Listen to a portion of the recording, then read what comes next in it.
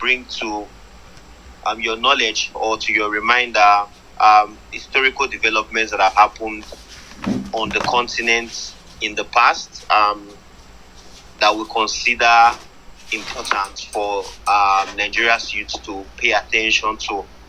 We also have the Matters Arising segment. The Matters Arising segment is the segment where we inform you of the major developments in the week, in the course of the week, the developments we consider most important to Nigeria's young people for all of the trending issues in the course of the week.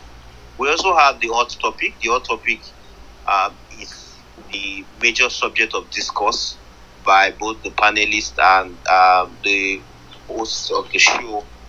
We also have my two cover segment. My two cover segment is the audience participatory segment of the show where the audience get to interact with the panelists, give their opinions on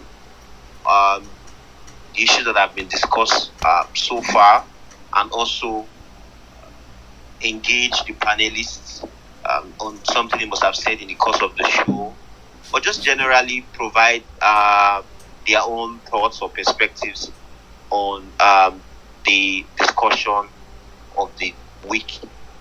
And the last segment we usually close out with is the last line. We call it the last line, and it's usually sort of a food for thought from a sage or a thought leader from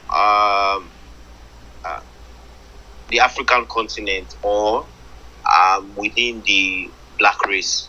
So, ladies and gentlemen, it's my pleasure to be hosting the show tonight. As always, my name is Taiwo-Sidiq, and I'm speaking to you from Lagos, Nigeria.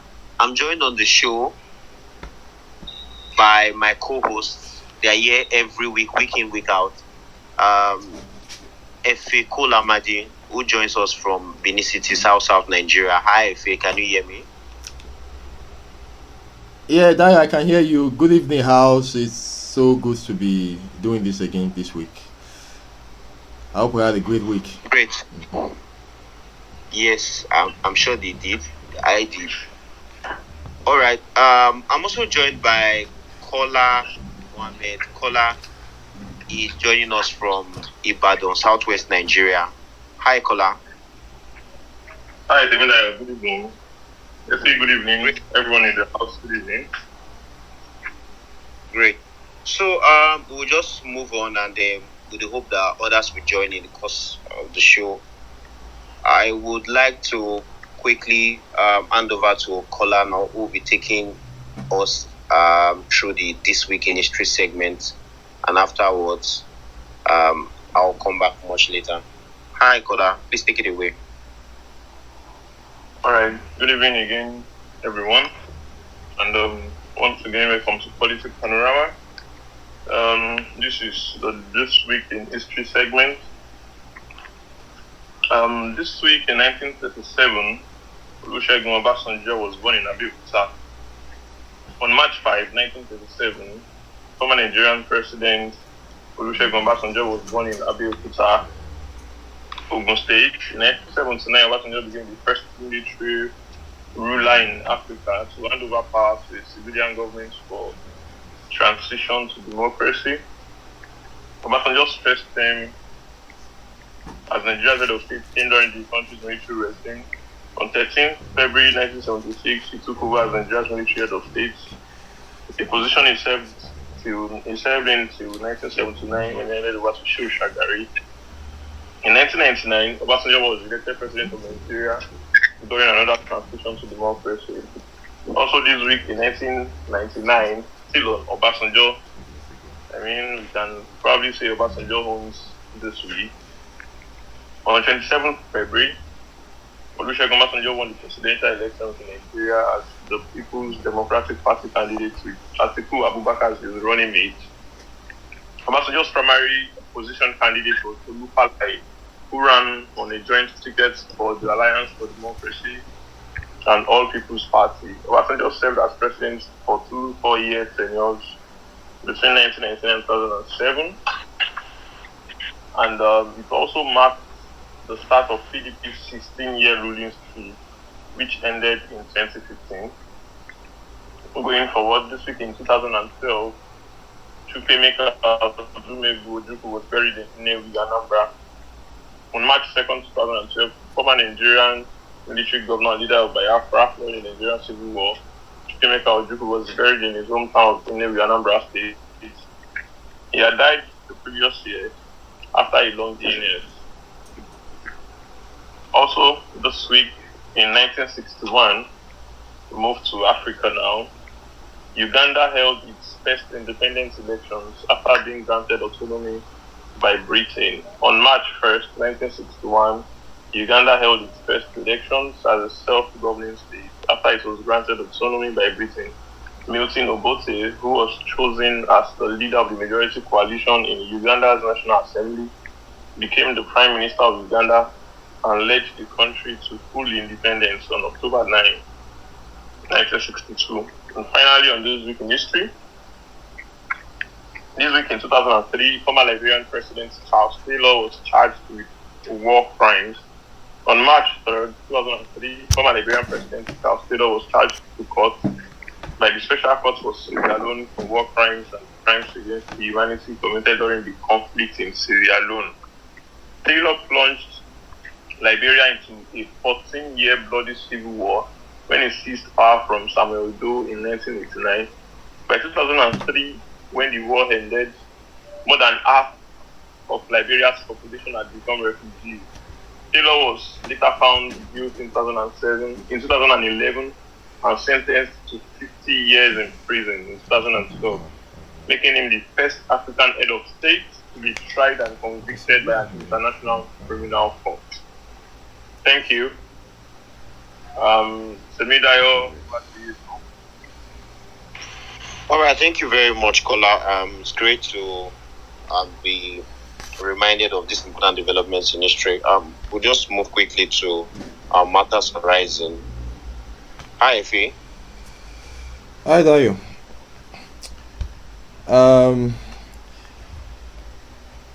Good evening, everyone. For showing up for Polity Panorama again this week. I'll just go straight away to the matters arising. We have 5 items here, which we think are the biggest from the much that emanated this week. Number 1 is on the Russia-Ukraine crisis. Federal government says Nigerians can get into Romania, Hungary without visas. The federal government of Nigeria has said that that Nigerians can get into Romania, Hungary without visas. This report was made known in a statement on Sunday, 27 February 2022 by the Permanent Secretary, Ministry of Foreign Affairs, Gabriel Aduda. He stated that the Nigerian government has also made arrangements for accommodation and feeding pending evacuation.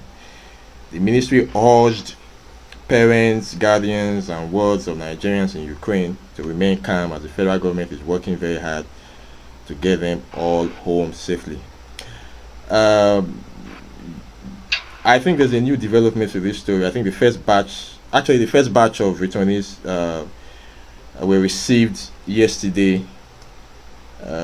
They've arrived in Nigeria, the very first batch. I think about 400 Nigerians arrived yesterday from Ukraine, courtesy Ministry of Foreign Affairs. Okay.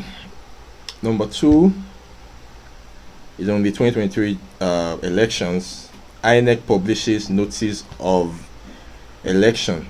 Ahead of the 2023 general elections in Nigeria, the Independent National Electoral Commission, INEC, on Monday published the notice of election form EC60A. This is in compliance with the timetable and schedule of activities released over the weekend by INEC.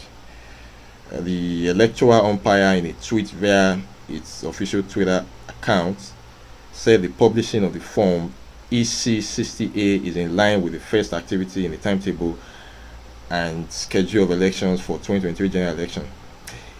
It will be recalled that over the weekend, INEC announced new dates for the conduct of the 2023 general elections in Nigeria.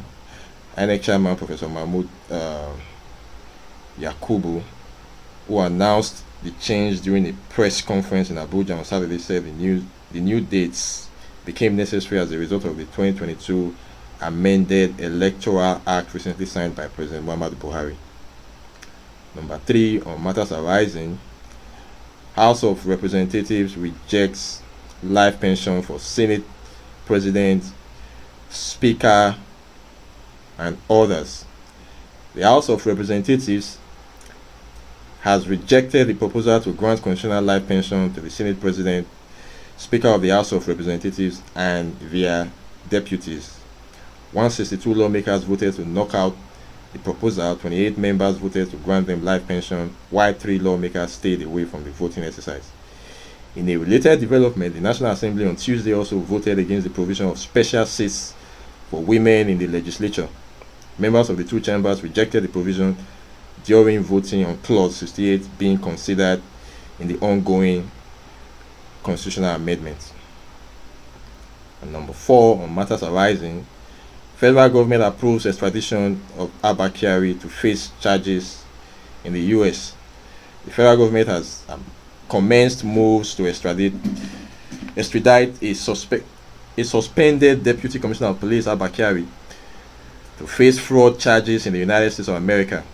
The Attorney General of the Federation, Abubakar Malami, filed an extradition application at the Federal High Court in Abuja following a request by the diplomatic representative of the United States Embassy in Abuja.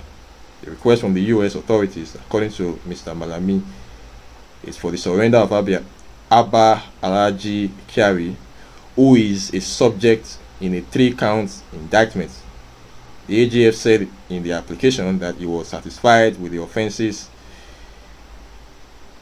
in respect of which Mr. Kyari's surrender was sought, okay, I'll take that again, please. The AGF said in the application that he was satisfied that the offences in respect of which Mr. Kyari's surrender was sought were neither political nor trivial. This comes some weeks after Mr. Malami said in an interview on Channel Television that there were going to be extradition talks between Nigeria and the US governments over pending charges against the suspect in the US. And the last on matters arising this week, Atiku officially declares to run for presidency. The presidential candidate of the People's Democratic Party in the 2029 general elections, Atiku Abubakar, has officially declared for the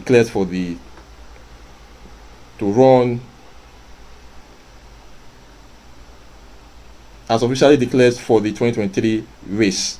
The former vice president, in a video shared by former presidential aide Reno Mokri on YouTube, declared while meeting with some stakeholders. According to Atiku, he has the experience to lead Nigeria, which is currently facing challenges. In his own words, he said, "I have the experience in the lower and highest level. As the vice president of Nigeria, I made much progress in national transformation. As a businessman, I have solved grassroots problems by creating jobs for thousands of people." He further stated that the main opposition party, the PDP, is in a better position to offer Nigerians desirable leadership. That is matters arising for this week. Dayo, over to you. Thank you very much. So, to our audience, thank you so much for joining again. That's the size of our Matters Arising segment. We'll proceed now to the hot topic, and I'm joined this evening, as I mentioned earlier, by 2 good friends who we are pleased to have here tonight. I'll start by introducing Banke, Ilori, Oyeniyi. Banke, Ilori Oyeniyi is a lawyer and a development professional. She sits on the board of Raising New Voices Initiative, a non-governmental organization with focus on inclusive governance and legislative reforms. She's also the managing editor of Lawyered Lawyered Nigeria, a platform for interactions around the practice of law in Nigeria. Banke actually has a number of caps, but I'm sure to be modest, she's just permitted us to reel out just the story. But it's a pleasure to finally have Banke on the show. Hi, Banke. Hello, Temdaya. Good evening, and thank you for having me. You guys asked for a short bio, so I sent a short bio. But glad to be here. 6 months later, we finally got you on the show. All right. It's great to have you. Welcome, Banke. Thank you very much. Okay, so we also have this evening joining us Israel Oladipupo. Israel is popularly known as Ladi Speaks and is a thoroughbred technology expert and politician. Ladi, as is fondly called, as one described in the private sector, working with global leading his marketing, communications, and business development efforts in West Africa. He's a technocrat, seasoned one. He's a public speaker with over 10 years of speaking experience at international events. But he's currently the president of Digital Media Practitioners of Nigeria and a member of the Institute of Data and Marketing in the United Kingdom. Just like Banke, Ladi has so many tasks, but for the purpose of the conversation tonight, I will just add that Ladi was pioneer head, or is pioneer head of organization of the Not Young to Run movement in Lagos. And apart from that, Ladi is a member of the Lagos PDP, where he's responsible for the new media strategic liaison for various gubernatorial and senatorial elections. Most importantly, Ladi is an aspirant for the Federal House of Representatives election for Mushin Federal Constituency 2. Hi, Ladi. Great to have you on the show. Good evening, everyone. Such a pleasure to be here this evening. All right. I know it's been a busy day. Jumping from one show to the other. It's really a busy period for you, but we are pleased to have you, Ladi. We finally had you after 2 failed attempts. Okay. So I'll just go straight into what we have for the hot topic, and we had put out in the course of publicizing for the show this evening, the first week of March, ending today, did end with a roller coaster of emotions for so many Nigerians, especially those who are politically conscious. And we saw euphoria over the signing of a new electoral act, which the president has described as revolutionary, reformative, progressive. And it's the expectation of many Nigerians that the electoral act will revolutionize the electoral process. We discussed this last week on the show. And so that was short-lived, however, because by Wednesday, there was great uproar in Abuja, the Federal Capital Territory, and indeed across various spaces online, because of the level of disdain that was shown to a demography comprising not less than 50% of the total population of Nigeria. I'm talking about the female gender. Women were treated with disdain, and that's the best way we can put it to actually drive home the point. And then we were also excited in some way to hold on to the hope that some of the critical amendments that were made to the 1999 Constitution will indeed be able to move Nigeria from its conundrum of challenges. So this and many more is going to form the fulcrum for our conversation tonight. And so I would like to very quickly start with Banke. Banke, if you can hear me, how did you receive the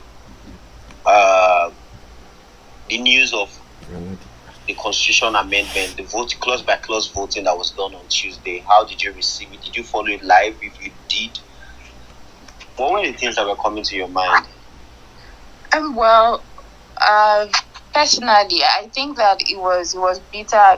It was bittersweet for me. Mostly bitter because, as you rightly identified, it was shocking the level of hatred I perceived from the level of National Assembly towards women. Personally, I thought it was shocking, and just watching the live proceedings, every time the bills that affected Nigerian women came up, they would shout no so strongly. You know, it was like they really took it personal. And while I understand that, some of them probably they didn't agree with some of those clauses, I would think that at least, three of the five clauses, or four at least, would pass. But it was shocking that only one minor one actually passed. So personally, that wasn't good. But looking at it on a much larger scale for a country, a constitutional amendment is needed, and we've been hoping for this for a very long time. And some of the amendments were actually things that have been legislated upon over the years. Some of them were very welcome developments, and I think that about 47 of like the 56 amendments passed, which was like a very high number. If I'm correct, majority of the amendments passed. So that's a good thing for our democracy. It's a growing democracy, and there will always be these challenges. So every step towards ensuring that we have a better constitution is a welcome development, which was why I was also still shocked that despite the fact that most of the constitutional amendments passed, the ones affecting women did not pass at all. So it was like, I felt like it was a personal attack to Nigerian women, because if you guys could pass every other thing, I mean, you corrected names of local governments, you did like the basic amendments, but it was the one concerning women that you guys couldn't pass at all. So that I took it, I was offended, quite frankly, because if you could pass almost everything, then why didn't you pass the ones that are most important to Nigerian women? So that's just my initial thoughts and concerns, and something that I've strongly expressed since the whole issue started. Yeah. Okay, bittersweet. That's how Banke reacts to the entire amendment process. Hi, Ladi. Ladi, are you free? Where you were was a bit noisy earlier. Hi, Ladi, can you hear me? Yes, I can hear you. How about now? Yes, it's clear. Okay. So I apologize for the background noise. I'm actually on my way. I'm on my way to the house. One of my party leaders was having a birthday party today, so it was just one of those events I need to be in. So for me, my experience with, or my reaction to, my very basic reaction to the events that happened, especially when it comes to legislative affairs this week, was just business as usual. And zeroing on the bills that are affecting women, I think that one key thing that we need to also mention that because I'm very privy to how those bills move from the first reading to the second reading to the public hearing up until this time for voting on the House plenary session that the voting happened. And one key thing that I would mention is that I didn't expect anything else to happen, because throughout the process, one key thing that I realized is that a lot of the women who are supposed to lobby other legislators, that are male legislators, to see the point of reason. They didn't do that. It was lacking. In that process, and definitely if that is lacking, what you would find out to happen eventually is that the bill will not be passed. So this is like it's customary in the House of Representatives. You don't lobby your colleagues to pass a bill, and lobbying can be in different folds. So if you don't lobby your colleagues around the bill that's dear to you, you find that the bill will never get passed. So although I would like to actually also mention that one bill among the bills for women that I definitely wouldn't even vote for is the creating of special seats for women, which is 312 special seats for women. For me, I speak very loudly against this bill because right now we have an overbloated budget for legislators, especially in the lower house, and there's a lot of people already in the lower house. So trying to also increase this number of people is just another way to increase the amount Nigeria is spending in funding the house. So it was a bill that I've spoken against it in many fora. I've advocated against it that this isn't what we need at this time when our economy is crumbling and we are presently struggling to even pay salaries as a nation. Okay. Thank you very much, Ladi. I really would. Sorry, can I say something? Yes, please go ahead. Just to quickly respond to what Ladi has said. It's interesting that you think that women didn't, lobby, or women organizations just sat back and were expecting that this would miraculously pass. Personally, as a woman in politics who is involved in many associations, I'm working to improve political participation in Nigeria for women. And as someone who has done that, I am aware that a lot of lobbying happened.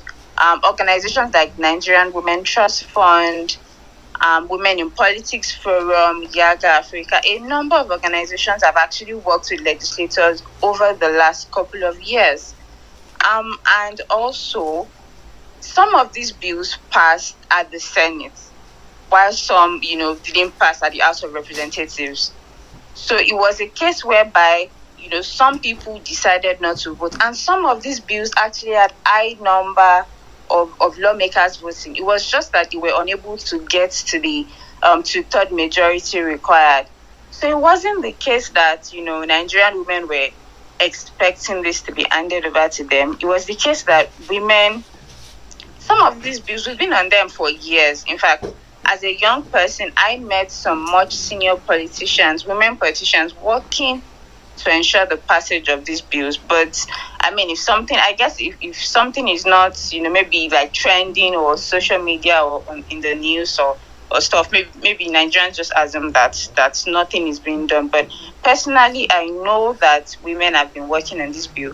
I know that the Association of Female Legislators, who have been members of the National Assembly prior to this current house, and even the ones that are there, they've been lobbying their colleagues, even governors' wives, who unfortunately chose that day to go and reach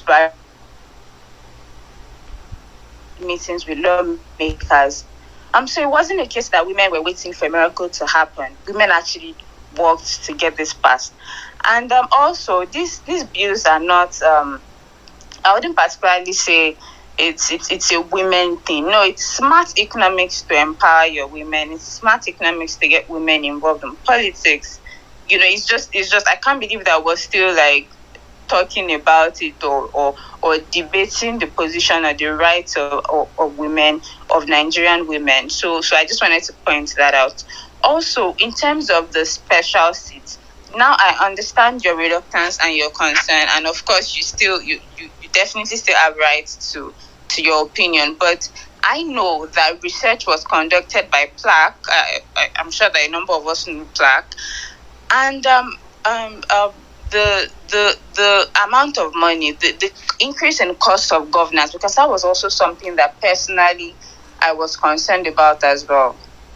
The increase in cost of governance, it would amount to less than 1% in the annual national budget, to actually have those special seats. And the reason for having the special seats was because, as we have seen in recent times, affirmative action hasn't even been implemented in Nigeria, despite the fact that it is part of our national gender policy. So it was a case, the old special seats conversation was because we needed to swiftly respond to the lacuna that exists in our legislative process as far as women participation is concerned, and to basically correct the historical imbalance, in the electoral system, to fix the challenges with our global ranking as a country. Nigeria has less than 4% representation of women.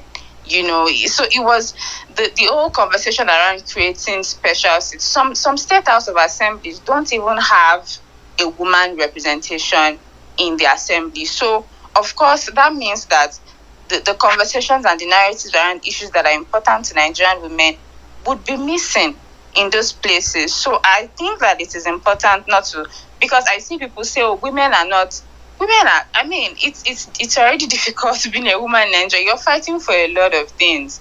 And for some reason, the media doesn't amplify the work that Nigerian women, especially and Nigerian women in politics, the work that they're trying to do. So it seems as if women are not doing anything. But I think it is our responsibility as young people, men and women, to ensure that we use our platforms to amplify what women are trying to do. So there's an explanation for all these things. There's an explanation for why affirmative action is the way forward. We've tried every other thing. Women have tried to raise money to run for their elections. Women have tried to be a part of a political party. I was a part of COA party until we got deregistered, and I actually became the national publicity secretary. I worked on Professor Emissionaya's campaign, and I know what that was. I mean, a woman was burnt alive in Kogi State during the elections, and we haven't seen anything come out of that. So some of these things, we're really trying so hard that I think that's just it. And I think it is important for everyone, men and women, to own the conversation around why it's important for Nigerian women to have equal opportunities as well. So it's not just the responsibility of women, because we've been trying over the years, and it's like we're shouting to the void, really.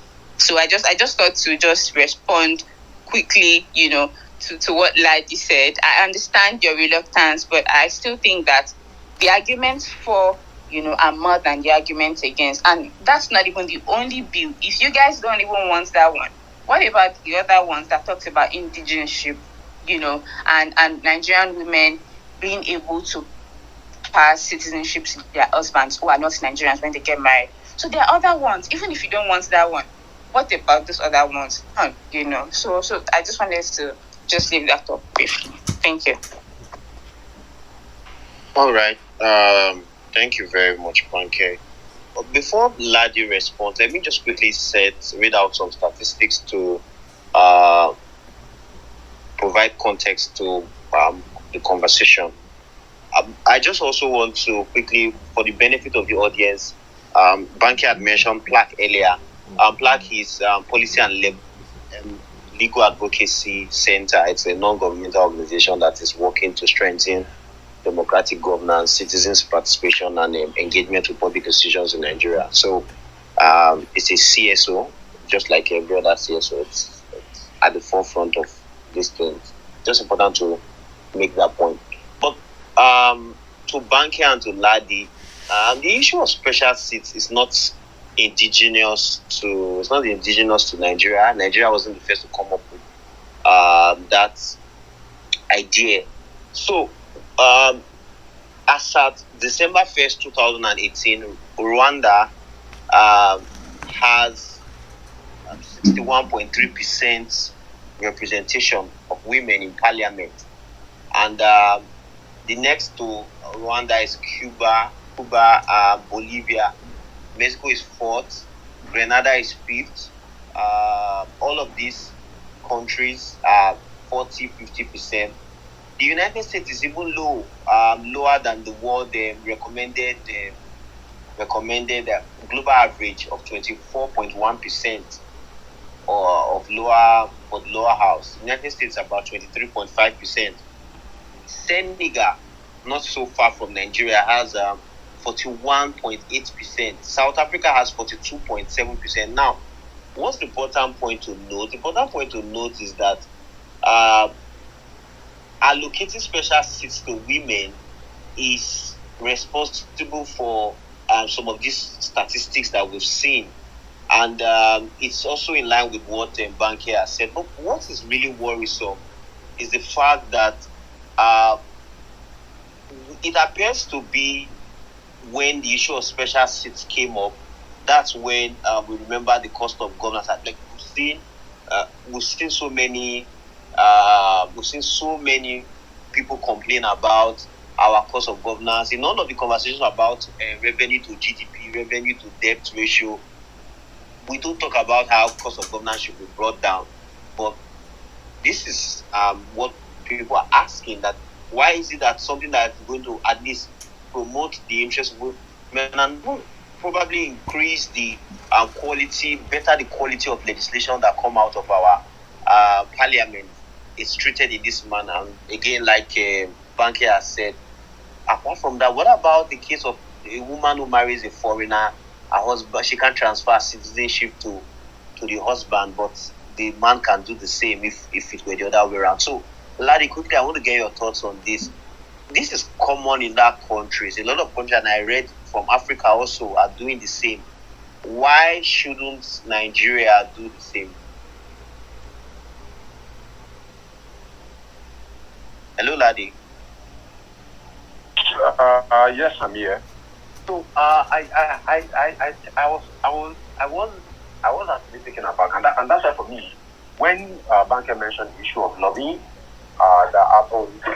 Now the reality is that we all know, except we want to sit here or stay here and deceive ourselves. We all have an idea of what lobbying is.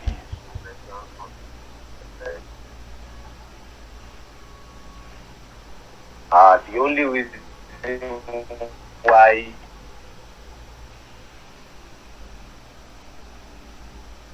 Hello, Ladi. We are losing you. We can't hear you. Pensions for the basically on the floor of the house. So we talked about lobbying, and she took it out of context. But this is the reality.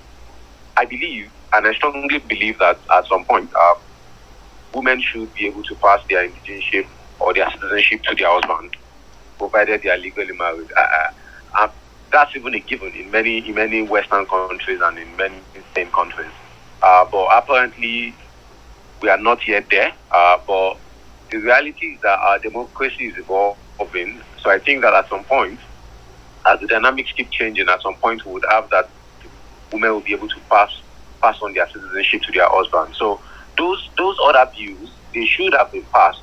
And that's when I say that lobbying, that the women groups or women legislators themselves did not lobby their colleagues enough, because the reality is that lobbying in the Nigerian context is a different conversation. And for me, when it comes to lobbying legislators, I had a very hands-on experience when we were trying to pass on the Not Young to Young bill. And in a lot of the engagements we had with the Lagos State of Assembly, even at the National Assembly, I realized that lobbying in the Nigerian context is a very different case entirely. When you want a bill to be passed, the way you lobby is very different. When you lobby in the UK, when you lobby in the US, is different from when you lobby in Nigeria. So I think that those four other bills should have been passed. In an ideal situation, women should be able to transfer citizenship. They should be able to become an indigent. There were even some other bills that I was surprised they didn't get to third votes, like becoming an indigent of a place, not just because you are from there or something. So, but the reality is that our democracy is evolving. We are still a young democracy, very, very young democracy. So I think that at some point in our democracy, provided we keep maintaining democracy, we'll get to that point where some of these bills that were not passed this week will come passed. That's what I think. Very quickly, I'll just ask Banke, our democracy is still evolving 22 years after.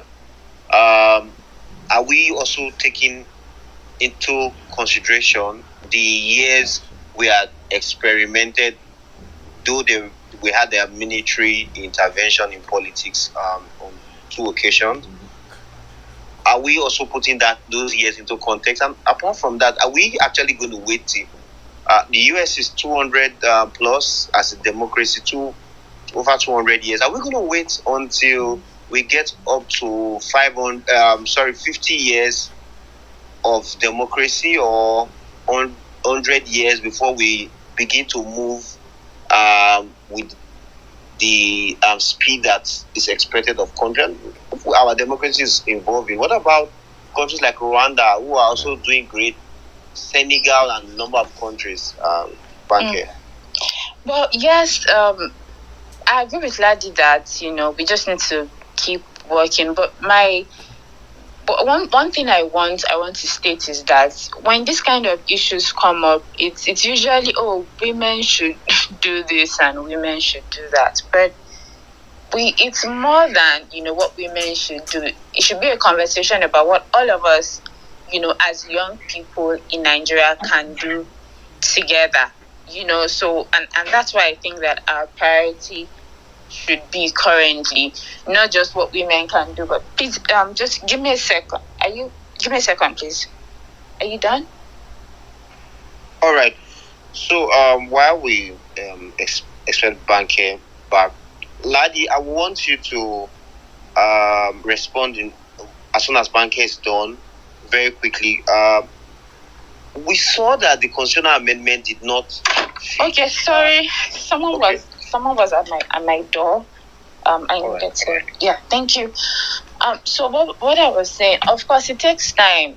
These things take time. As someone who has had the opportunity to work in, 2 different democracies and actually work with the, legislative process both in Nigeria and the United States, even the US is not perfect. And as we rightly identified, they have a lot of challenges as well. So, like I was saying, all hands just need to be on deck. There shouldn't be a time where we think, this particular issue is centered, doesn't concern me. It doesn't concern me because either I'm a young person, I'm an old person, or I'm a woman, I'm a man. I worked, I lobbied and worked for the successful passage of the new Electoral Act as well, and I know that it was the numbers that really helped us. Numbers not just for legislators, but numbers of people who were talking about it. As soon as we had more people get involved, we saw the shift, we saw the change, and before we knew it, we were successful this time. So it's important, it's not. There's a Yoruba adage that says that, paraphrasing na owo kan gberu sori. So it's important for all hands to be on deck, irrespective of who you are, or where you are, for you to get involved in making Nigeria better. I don't like to compare countries because every country is peculiar. Rwanda, for example, they have some people will say they have like a benevolent, dictator and all of that. And they also had the recent civil war, which really reduced the number of men that they have in the first place. So, we can. But in terms of how long it will take our democracy, I don't know. Quite frankly, as a student of development, and as someone who has read a bit in that, I think that countries are dynamic. Countries have history, that sets them apart. We really can't say, Nigeria can do better, definitely. But I just want us to be grateful to ourselves, because the truth is that nation building is going to be a while. It's going to take a while, and we just need to keep at it, strengthening our democracy, keep at holding our legislators accountable, our political office holders accountable, getting involved in politics, donating to candidates that we believe are committed to the ideals that we hold dear. So those are the things that I think that we need to do. Nigeria won't be El Dorado in one day. It's going to take a lot of work. Yeah. All right. Thank you very much. So I will just allow my co-hosts take their questions before I return back. Ify, you wanted to ask Ladi some questions? All right. Thank you, Dayo. I'll just get into it straight away. Personally, I think that as a nation, we need to. I do agree that we need to find a way to bring more women into leadership, whether elective or appointive.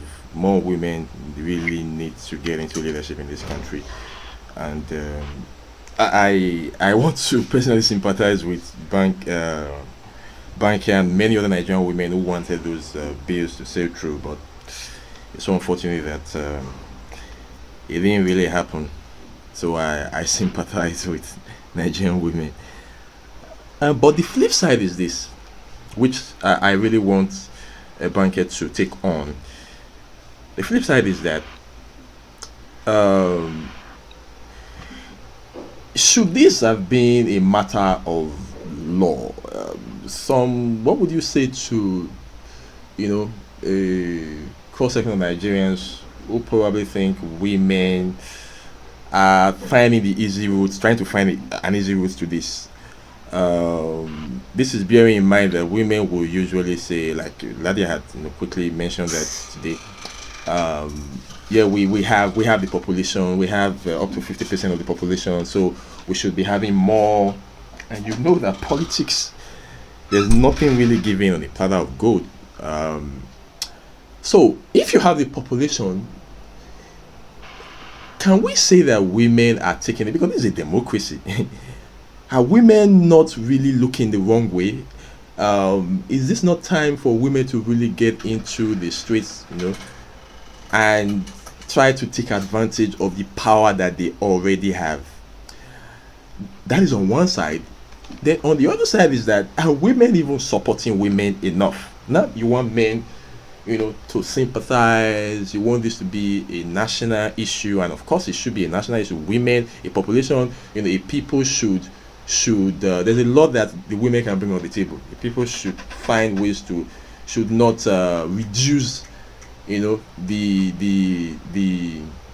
influence, the most that the women can bring to the table. So no people should do that. You will definitely pay for it in the long run. So so the question is, if you want the men to take on this, and take it seriously the way you are probably taking it. So the question is, are women, the precedence, doesn't really show that even women are supporting women enough. I cannot forget, or we cannot forget, even that I know that you can still remember Sarah Jibril, the Sarah Jibril incident. I think 2010 now, the build up to the 2021 general elections, that Jonathan eventually picked the PDP ticket. Sarah Jibril contested for that ticket. And I know that she was really, really bitter. In fact, I can remember the statement she made vividly, like Nigerian women were going to be haunted for a long time for that one vote that she got. So the question is, are women supporting women enough? Are women looking at the right direction? If women claim that they have the population, shouldn't women, especially as we know that we have a democracy, shouldn't women be getting into real politics, real politicking, and taking the power that is already theirs, seeing that they have the numbers? So, Banke, I like you to. Okay, thank you. First, I'm not the only panelist, though. So no, Ladi will definitely make some comment after. For Ladi, but okay, thank you. I just wanted to say that. Second, you have made really, good references to, but every time it's funny that every time people want to talk about women are not supporting each other, people refer to Sarah Jibril. She's the only person everyone mentions. PDP is a peculiar party. She's not the only woman who has tried to run for office. In fact, I worked on the presidential campaign of Professor Shonaya, who also got a number of votes, not enough to, of course, get her to win elections, but she had a substantial number of votes as well. That's the first thing I want to say. The second thing is that numbers are good, but numbers without power. It's like when they say, oh, young Nigerian youths are in the majority, they should try and, take on power and stuff like that. But numbers are good, but traditionally, Nigeria is a patriarchal society. Who gave men power, for example? Men just have always had the power. They didn't have to fight to collect it from anybody. They are the status quo. So when you're challenging a status quo that has more resources than you, traditionally wealth has been confined within the hands of men. Men have access to more social networks where they can get financial support to run for elections. Women in some parts of Nigeria still can't inherit property, and elections in Nigeria are very expensive. During the 2019 elections, I worked with some young female candidates who reported sexual harassment within their parties. Some of them were reportedly assaulted by chairmen. I made the example of the woman who was burnt alive. So the dynamics of electoral violence, for example, is different when it comes to women. There was a candidate who reported that, a party official sent some people to rape her in the presence of her children because she wanted the party's ticket. I mean, can you do that to a man? When women hear this kind of stories, of course, it goes without saying that it goes to reinforce the socio-cultural dynamics of patriarchy in terms of the opportunities that Nigerian women have access to. I think that Nigerian men have to identify the fact that they are privileged. Power has always been in their hands. And of course, no one would give you power on a platter of wood. But I don't think that we're being sincere with ourselves when we say women are not trying. Because women are trying. Women are some people have paid the ultimate price. Nigeria is one of the, I know that in 2019, Nigeria was ranked one of the top 10 most dangerous countries in the world to be a woman. So apart from surviving as a Nigerian woman, trying to make ends meet, trying to do business, Nigerian women have been identified as one of the most entrepreneurial in the world as well. So you're trying to do all of this and you're still trying to struggle to get power from people who have bigger social networks, who have bigger social cultural privileges, who have bigger economic muscle than you. It's a lot. And until Nigerian men identify the fact that they are privileged by the virtue of the fact that they are men, we might not be able to get the critical mass and the help that we need. We need money, we need support, we need an understanding of why it is important for women to get involved. But women are not asking, women are not saying, please give us now, it would be a nice thing to have. It makes smart economic sense. And I think that one of the examples that come to my mind was when the COVID outbreak started in Nigeria, the presidential committee that was set up to respond to the COVID pandemic was made up of mostly men. I think there was just one woman. And because of that, they forgot some salient points or some salient issues that affected women. So I remember that back then in Abuja, when some organizations that work on domestic violence and sexual harassment and the likes, when they needed to respond to some issues that had come up, the Nigerian police force said, domestic violence is not an emergency, so you guys can't move around. I bet you that if we had women on that panel, they would not have forgotten, or nobody would have come up with that kind of excuse saying that domestic violence is not an emergency. So sometimes when women say we want to get involved, or when women are trying to get involved, people think that maybe it's because we think it's nice. No, it's because we're trying to take a hold of our future. We're trying to build a better country for our children. we want to invest in infrastructure. We want to invest in social welfare, because we know that when more women are involved, social welfare structures, social safety nets are prioritized. Because women know that if there's no water in the house, they are the ones that will suffer for it. Their husbands will probably just go to work and leave them to fend for the children. When their children are sick, they are the ones that have to go and sit in the hospital. In fact, if a man goes to the hospital with a child, most of the time in Nigeria, everybody's asking, "Where's your wife?" So when we're talking about involvement of women, it's not just because women don't want to do the right. Women don't want to use their numbers. There are a lot of social cultural challenges, economic challenges, and Nigerian men just need to identify their privilege and use their privilege for something good. Really, that's how I see it. And sorry, just another final thing. Personally, as a married woman who is married to somebody from another state, it's interesting because I have intentions of running for political office, and one of the things that will come up within the party is, where are you going to run? Your father's people think that you are now married, so you should go and run in the state, and your husband's people do not think that you are from them enough. So sometimes some of these issues are when people don't think deeply and critically about how it affects Nigerian women, and actually listen to them and listen to what the challenges are. We just think that Nigerian women are just making noise because they feel like it. And I think women support women. Men kill each other all the time. Men go to war with one another all the time. Men do a lot of bad things, but it's never men don't support men. But when something happens to a woman and another woman does something, so women are women's worst enemies. Nobody says men are men's own worst enemies when things happen. So some of these narratives, we need to, in colloquial terms or in the terms of people on the Twitter space, we need to dead the agenda that women don't support women. It hasn't been my experience personally. Are there good and bad people? Yes. But it doesn't mean that it's a woman thing or it's a man thing. Yeah, thank you. All right. Very quickly. Sorry if because of time, I'll just roll over to Kola.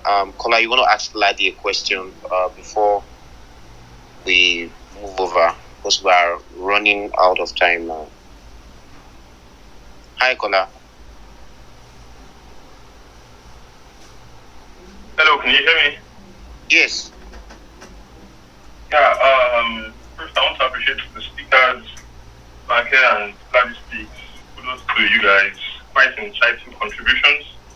And particularly, I feel we've talked enough about the women, because I actually had to go look at the topic again to see if it is constitutional amendment and not female matters arising now. So I want to quickly divert to some of the judiciary issues there. I was not impressed when I saw that some bills did not make the court, particularly the bill to strengthen the judiciary for timely dispensation of justice, and then the timelines for the determination of civil and criminal cases. I mean, we all know that the judiciary in Nigeria, 3 years, 4 years, 5 years.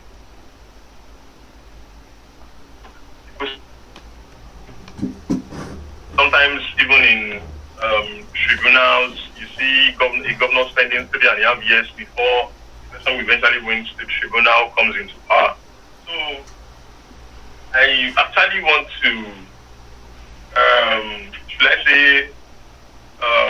register my disappointment, and I want to put it to, I think Banke has been speaking. Let me put it to Ladi this time. That what do you think is what do you think would probably be like the future of the judiciary in Nigeria? I mean, given this calling, because now if you look at it now, under heavy. They are going to protest here and there. I think after ASU, the judiciary workers have to come after them when it comes to industrial action. So, what's your opinion on this? Let me put this to Ladi. I know Banke is a barrister, but let me put this to Ladi since Banke hasn't been all this talking. Okay, so just like you are, I'm very much disappointed at the building pass. And there's something I say or a lot of times, like the quality of government officials that we have in Nigeria is very appalling. The interesting thing is to sit with legislators, to sit with governors, sit with local government chairmen, with senators, and then you have conversations with them. You would realize why Nigeria is like this, the way it is. Because a lot of times, this group of people do not actually understand what it is when it comes to governance, when it comes to administrative duties, or when it comes to policy making, when it comes to backcasting or forecasting into the future for a country.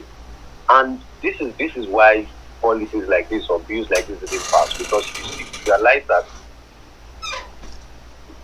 even concerning getting indigenship or get citizenship by marriage, a country would look at it and say that, if we make Nigerian citizenship attractive enough for people to even come to Nigeria, get married to Nigerian women, these people definitely would be people who want to invest in the country or have economic interest in the country and whatnot. So you see these kind of things, and then even with the judiciary, the bill around the judiciary, the reality is that although there's a win around that, because a bill that passed which makes appointing the AGF, the Attorney General of the Federation, independent, the appointment being an independent appointment away from a political appointment, as the case is right now, which is a win because it's one step. Although, like we have seen in many of these cases, we take one step forward and then take 5 steps backward, because this should also have passed as well. But the reality is, looking at the future for the judiciary, for me, I think that right now, the judiciary is in comatose. There's a lot of there's a myriad of problems that bewildering the judiciary in Nigeria. We all can see this thing. See, even many of the tribunal cases you see, they are actually fought for the highest bidder. Many of the cases, justice is practically fought in the country. It's so crazy. It's fascinating when you see these things, when you step in action, because you see that the common man, the judiciary is supposed to be the saving grace of the common man, but the reality is the common man does not have money to buy the judiciary, so the common man does not get any saving grace in the judiciary, and this is the kind of problem that we have put ourselves into as a people. So for me, I think that going forward in the future, in the nearest future, I see a point where people who have like minds will get into the judiciary to reform it from the inside itself. Because the kind of reform that the judiciary needs, just like the executive, just like the legislature, it needs to reform from the inside, and then it comes outward. So I see that at some point, right now, the new bill that was passed, I don't know yet if what the State House of Assembly will pass, if we get a majority passage with State House of Assembly, Houses of Assemblies. I don't know if that will pass yet, so that would then can then be amended in the Constitution. But I don't think that we are getting it right. I don't think that we are in the right direction when it comes to our judiciary. I don't think so at all.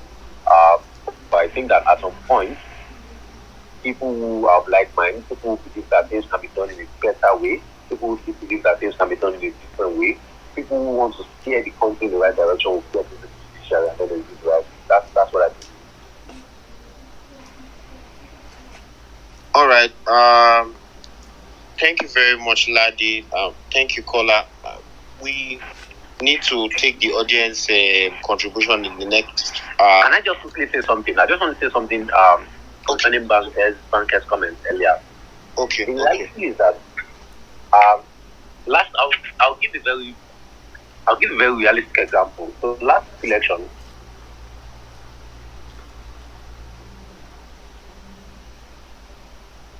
Hello, Ladi.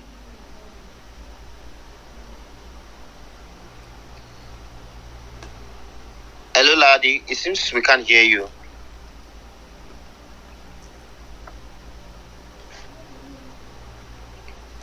women got the House of Rep ticket. Can you hear me?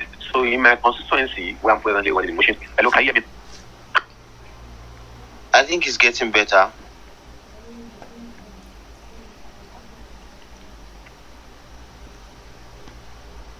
Hello? So, can you hear me now? Is it clearer now? It's just getting better. Go on.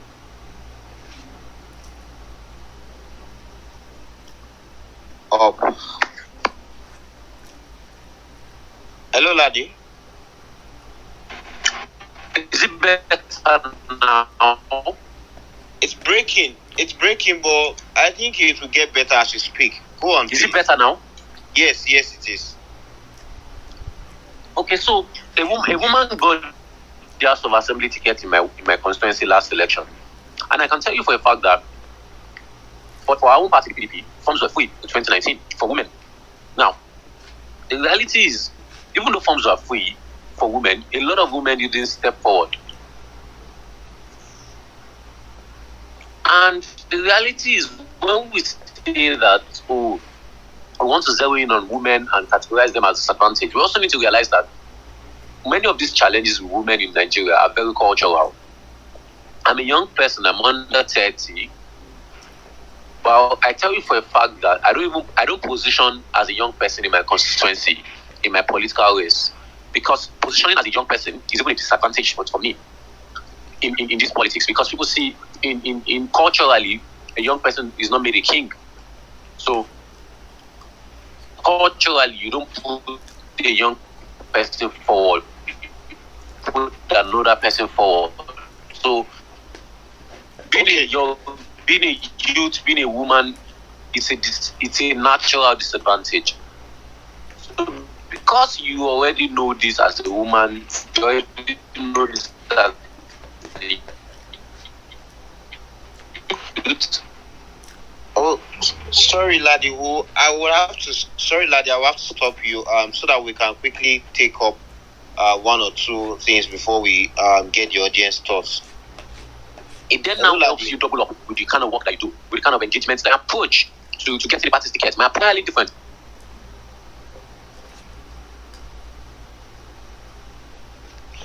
Hello, Ladi, can you hear me? Absolutely, having a bit of network troubles. Okay. So I want to quickly talk about, like Kola said, I mean, the women thing was just supposed to be the initial reaction, but I get that because it's a very heated debate. It's taking a lot of time. But this is the breakdown of the bills that were voted upon. On national security, 2 bills. Fundamental human rights, 3 bills. Federal Capital Territory, 3 bills. Political parties and electoral matters, 3 bills. The legislature, 8 bills. Local government, 8 bills. Good governance, 16 bills. Devolution of powers, 6 bills. Judicial reform, 12 bills. Women and vulnerable groups, 12 bills. Institution strengthening, 2 bills.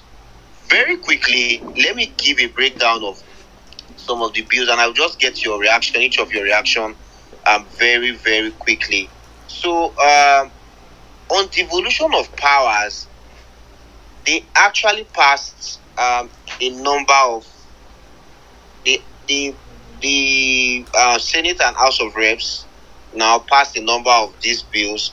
So on the devolution of powers, local government now have, they passed the bill for financial autonomy for local governments. They passed the bill for financial independence of state houses of assembly and state judiciary. They passed the bill to move airports from the exclusive legislative list to the concurrent legislative list, which means that airports will now be both set up and run by state and local and the federal government. They also passed the bill to allow states to generate, transmit, and distribute electricity in areas not covered by the national grid. They also passed the bill to move railway from the exclusive legislative list to the concurrent legislative list, so states can now confidently source for funds to build their own rail tracks, and we have interstate rails between two states collaborating. We also saw them pass the bill on moving. Oh, that failed, to move VAT from the exclusive legislative list, from the concurrent list to become an exclusive matter for federal government. That failed, which also, all of these issues I've mentioned, strengthened devolution of powers, restructuring in court. On good governance, time frame for the submission of nominees for ministerial and commissioner positions was passed. 30 days is what is given after you are sworn into office. Not more than 30 days is what a governor or a president now need to submit their cabinet ministers or cabinet commissioners to the legislature. I'm not sure many of us would have forgotten so soon how it took the current president 6 months to come up with his first cabinet for government. Then another good governance bill that was passed is the time frame for conduct of census. Our last census was conducted in 2006. Was conducted in 2006. I was supposed to have another census in 2015. That didn't happen. There's supposed to be a census this year, and it doesn't look like it's going to happen because of the many issues around the election that have taken over the policy. But now, there is now a standard time. It is constitutional that census must hold just like elections. That passed.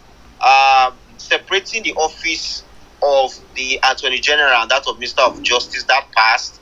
State of the Nation and State of the State address, that one passed, meaning that the president at a particular time in the year is compelled now by the Constitution, if it goes through the state houses of assembly, they approve this, the president will have to come to the parliament to give a state of the nation address, just like it's done in the US.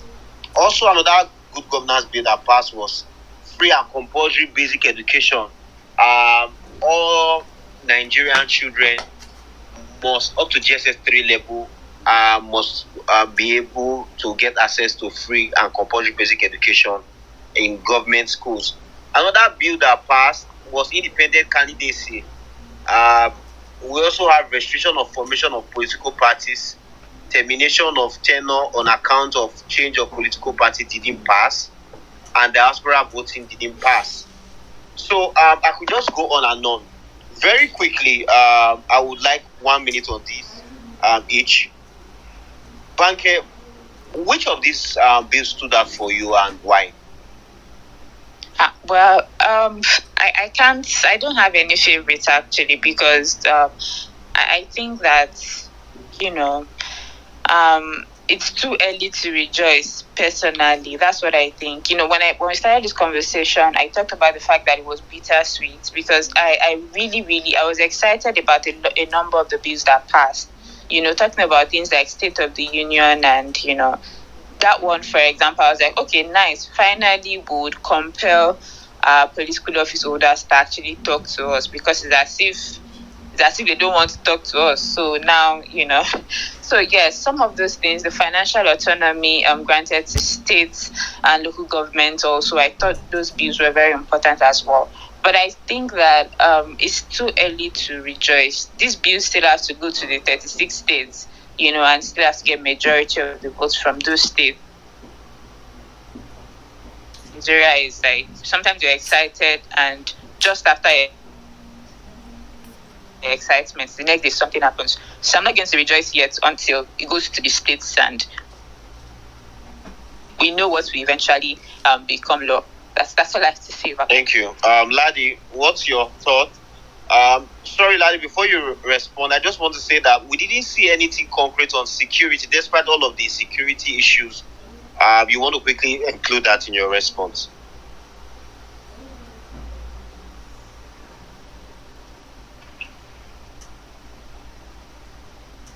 Hello, Ladi.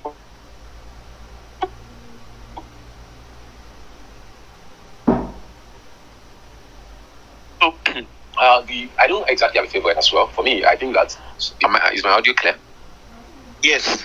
Audio yes. check. Yes. Go on, please. Audio check.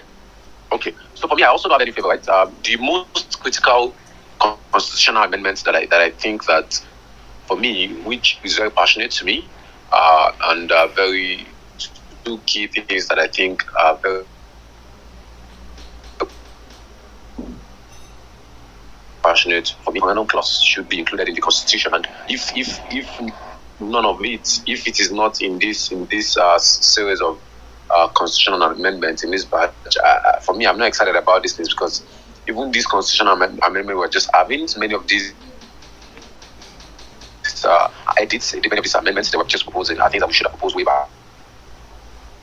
And I'm still looking forward to which one will pass in terms, which one will get a 2/3 majority voting across the states as of assembly, and then we can eventually get them included in the constitution and whatnot. So for me, I'm not exactly happy or rejoicing over this constitution, because this constitutional amendment, because I think that the most critical constitutional amendment we can have in the country as a people is the inclusion of the final clause in the constitution. Because if we are united,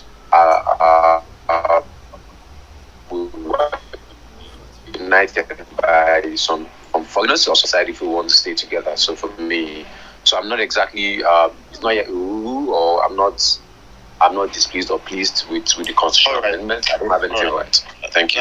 That's clear. It's not time to celebrate yet. Okay.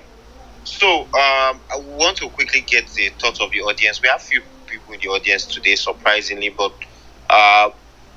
we want to get your thoughts. You want to engage Banke or Ladi, or you want to just share your own opinion on the entire thing. We'd like you to put up your hand so that we can quickly bring you on board to share your thoughts. Please just use the button. Okay. Please, we have 30 seconds yeah. Hi, Ayo, can hear you. Oh, I sent you an invite, Ayo. Please. Hello? Okay. Ayo, quickly, please. 30 seconds. Hello, Ayo.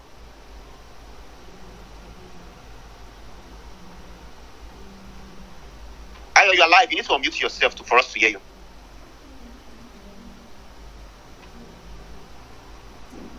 Ayo, you need to unmute your mic for us to hear you. If you are trying to speak with your mic muted, we won't hear you.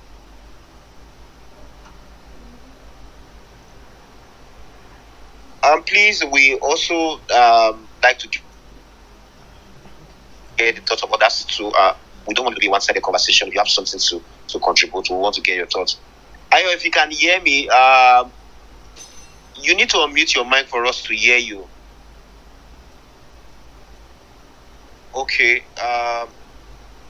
I'm still waiting for more hands so that we can. Okay, can you hear me now? Yes.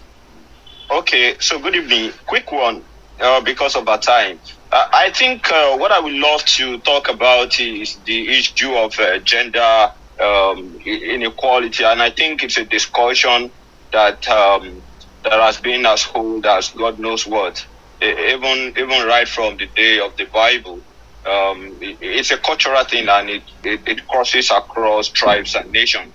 And I honestly look forward to a period when this gender conflict will be resolved. But unfortunately, I doubt if it will ever be resolved, based on many intricacies around the topic. And about okay, I don't know if I still have some more time. Yeah, quickly.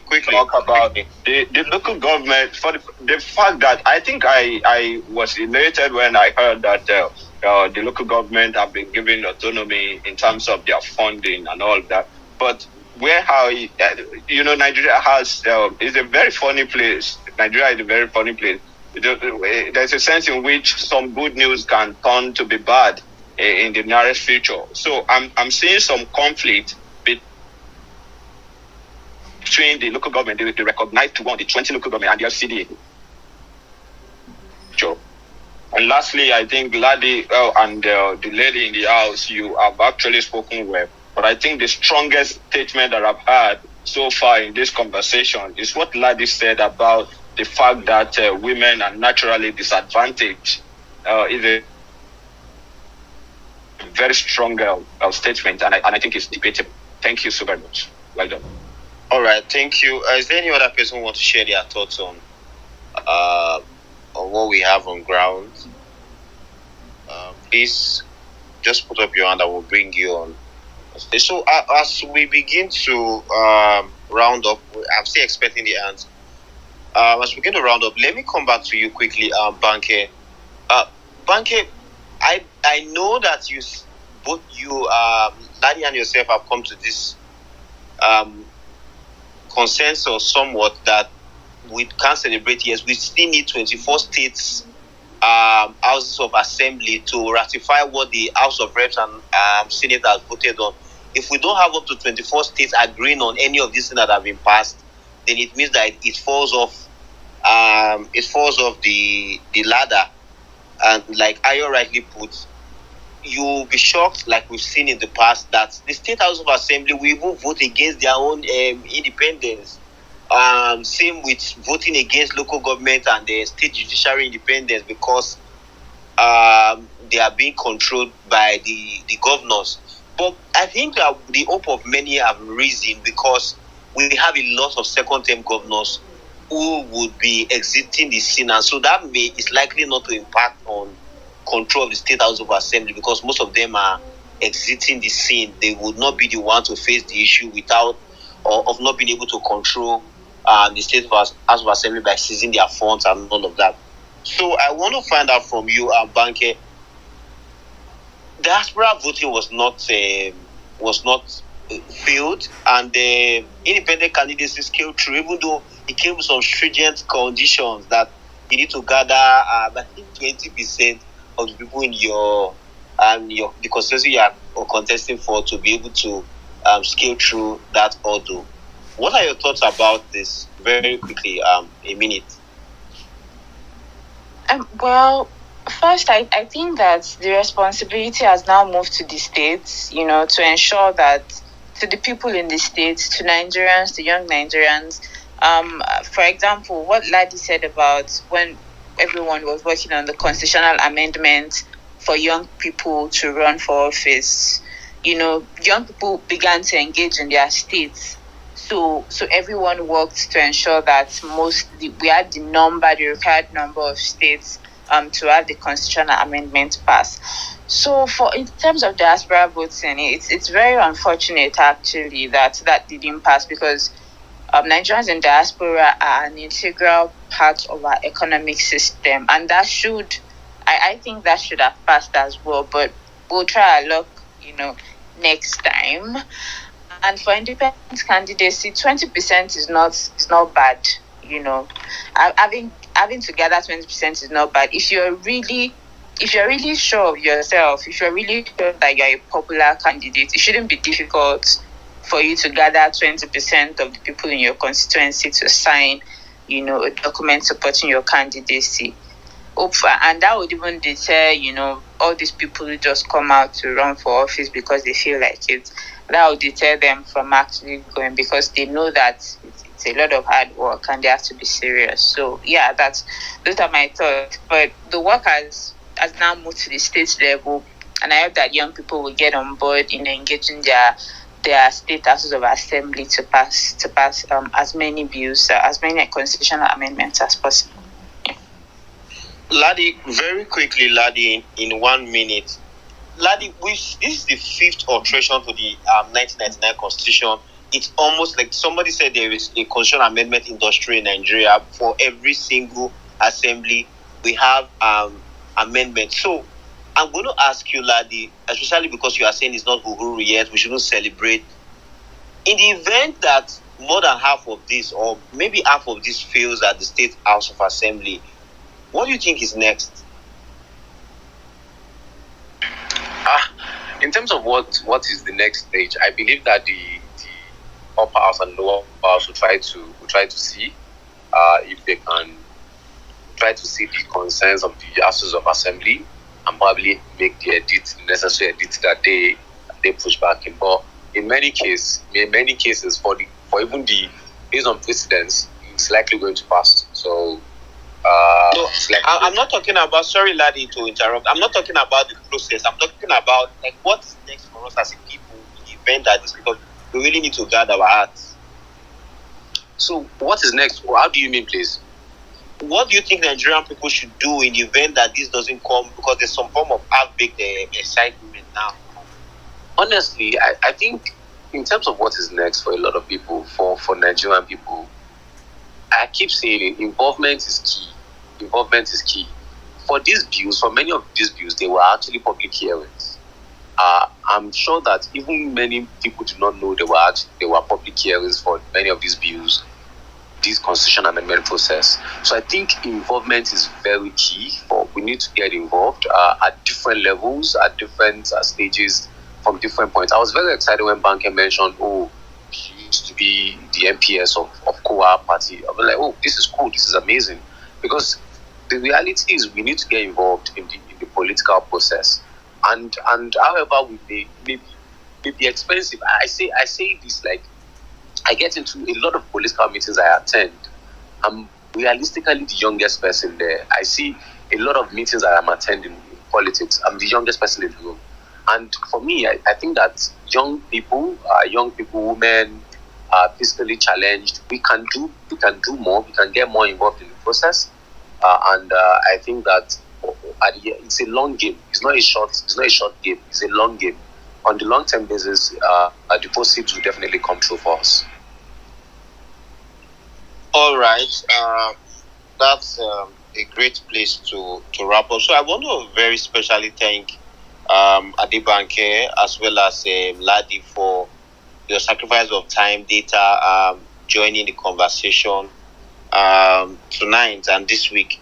I also want to thank everybody who stayed in the audience from the beginning up to now, including those who left in the course of the call. And thank Ayo, our only member of the audience who joined, who aired his thoughts. To my co-hosts, Efe and Kola, just a word from you quickly before we wrap up the show. What's your last word on the show, Efe? Yeah, Dayo. What I can say now is that now that the two houses of assemblies have done their work, I think it is now a call to duty for Nigerians. We must go to our primary constituency. We don't want to have the embarrassing situation where lawmakers will be voting against their own independence or autonomy.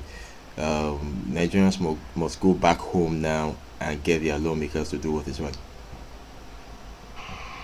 All right. Thank you very much. Okay, Kola, what's your thought? Yeah, I want to say that Ladi has spoken that we need involvement, and I want to also add that beyond involvement, we also need information dissemination. We need to create awareness, enlighten people, and I think this also calls onto us media people do that, because many people just shout, get our PVC, let's vote, get your PVC, but there are many in-betweens, there are many intricacies before going to the polls, and I think we should push more on that lane as well. All right, thank you very much, Kola. So our final word on the show today, which is our last line, is coming from Abajani. Abajani is an American historian, columnist, novelist, poet, artist, and editor. And the word from Abajani is: nation building is never a done deal confined to history already established. Nation building is never a done deal confined to history already established. The major thought to take out of this for our meditation in this week is that there's a lot of work to do if really we are passionate about nation building. It's a marathon, not a sprint. It's a great place to end the conversation for this week. My name is Taiwo-Sidiq. I'm really, really excited to have had everyone on board today. Do have a lovely week ahead. Good night.